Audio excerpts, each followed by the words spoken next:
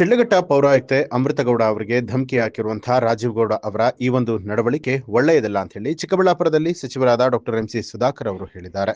ನಗರದಲ್ಲಿ ಸುದ್ದಿಗಾರರೊಂದಿಗೆ ಮಾತನಾಡಿದಂತಹ ಅವರು ಈ ಒಂದು ಪ್ರಕರಣವನ್ನ ನಾವು ಯಾವತ್ತೂ ಕೂಡ ಒಪ್ಪೋದಿಲ್ಲ, ನಾವು ಖಂಡಿಸ್ತೇವೆ. ನಮಗೂ ಕೋಪ ಬರುತ್ತೆ, ಆದರೆ ಅಧಿಕಾರಿಗಳೊಂದಿಗೆ ಮಾತನಾಡುವಾಗ ನಿಯಂತ್ರಣ ಇರಬೇಕು. ದೂರು ಕೊಟ್ಟಿರುವಂತೆ ಎಫ್ಐಆರ್ ದಾಖಲಾಗಿದೆ, ಅದರಂತೆ ಕ್ರಮವನ್ನು ಕೈಗೊಂಡಿದ್ದಾರೆ.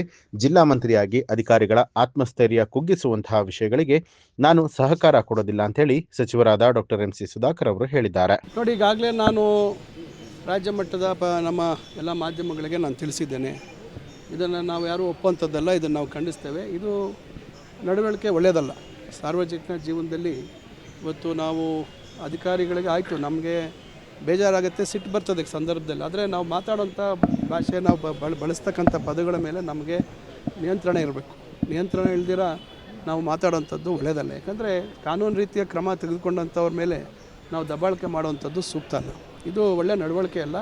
ಇದನ್ನು ನಾನು ಅವತ್ತೇ ಖಂಡಿಸಿದ್ದೀನಿ. ಕಾನೂನು ರೀತಿಯ ಕ್ರಮ ಮಾಡ್ತೀವಿ ಅಂಥೇಳಿ ಏನು ಅವರು ದೂರು ಕೊಟ್ಟಿದ್ದಾರೆ, ಆ ದೂರಿನಂತೆ FIR ರಿಜಿಸ್ಟರ್ ಆಗಿದೆ ಮತ್ತು ಅದರಲ್ಲಿ ಏನು ಪ್ರಾವಿಷನ್ಸ್ ಇದೆ ಆ ಪ್ರಾವಿಷನ್ಸ್ ಅಡಿಯಲ್ಲಿ ಅವ್ರನ್ನ ಬಂಧ ಮಾಡಬೇಕು ಅಂತಕ್ಕಂಥ ಪ್ರಯತ್ನ ಮಾಡ್ತಾಯಿದ್ದಾರೆ.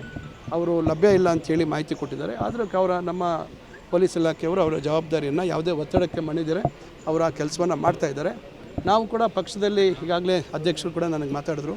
ಅಧ್ಯಕ್ಷರು ಈಗಾಗಲೇ ನೋಟಿಸ್ ಕಾರಣ ಕೇಳಿ ನೋಟಿಸ್, ಯಾಕಂದರೆ ಅವಕಾಶ ಕೊಡಬೇಕು, ಯಾರಿಗೇ ಆಗಲಿ ಏಕಾಏಕಿ ಕ್ರಮ ಮಾಡೋಕ್ಕಾಗಲ್ಲ. ನೋಟಿಸ್ ಕೊಟ್ಟು ನಂತರ ಮುಂದೆ ಏನು ಕ್ರಮ ಅಧ್ಯಕ್ಷರು ತೆಗೆದುಕೊಳ್ತಾರೆ ನೋಡಬೇಕು. ಒಟ್ಟಾರೆಯಾಗಿ ಇದೆಲ್ಲ ನಮಗೆಲ್ಲ ಭಾಳ ನೋವಾಗಿದೆ. ನಾನಂತೂ ಜಿಲ್ಲಾ ಮಂತ್ರಿಯಾಗಿ ಅಧಿಕಾರಿಗಳ ಆತ್ಮಸ್ಥೈರ್ಯ ಕುಗ್ಗೋವಂಥ ಕೆಲಸಕ್ಕೆ ನಾನು ಸಹಕಾರ ಕೊಡಲ್ಲ.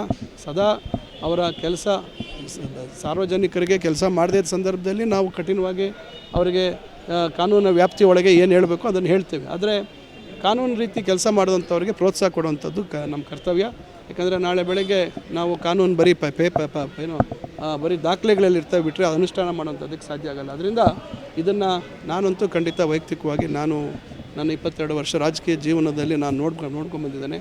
ಈ ರೀತಿಯಾಗಿ ನಡವಳಿಕೆ ಇದು ಯಾರು ಒಪ್ಪುವಂಥದ್ದಲ್ಲ. ನ್ಯೂಸ್ ಅಲರ್ಟ್, ನಿಮ್ಮಿಂದ ನಿಮಗಾಗಿ.